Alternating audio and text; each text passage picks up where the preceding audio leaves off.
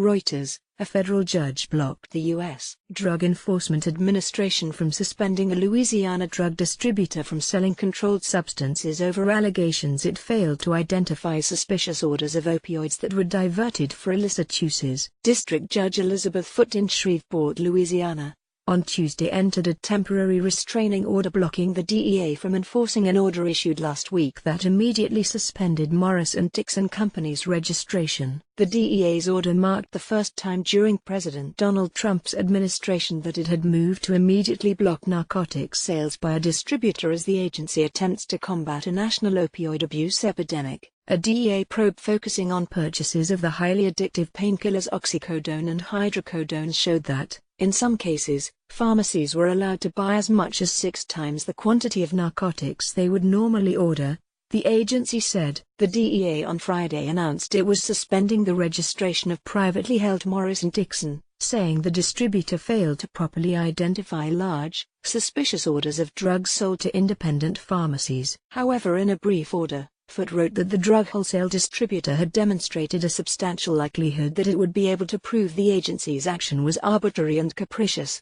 The judge scheduled a May 22 hearing to determine whether she should issue a preliminary injunction that would further block the DEA's action. The government is trying to crack down on opioid abuse through a number of measures, including a proposal last month to tighten rules governing the amount of prescription opioid painkillers that drug makers can manufacture in a given year. Paul Dixon, Morris & Dixon's president, in a statement said the ruling means that tens of thousands of patients, many of whom are critical care, are able to get their desperately needed medications.